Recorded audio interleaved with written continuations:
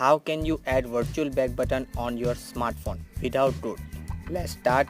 First, download back button application in Play Store. Go search bar and simple button search.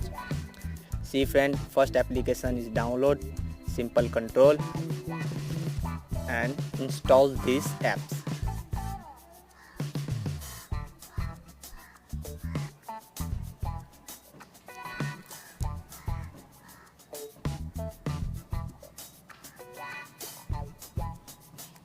Okay, application installing.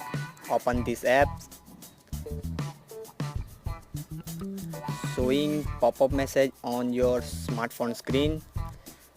Go set permit drawing our other application, then yes, back, and need accessibility, go to setting, yes, okay, how to use, don't show, okay.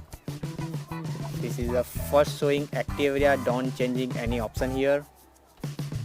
Second setting, enable this option and click icon, set your like an icon is floating, back button is here, set your icon, I'm choice this, back and click home.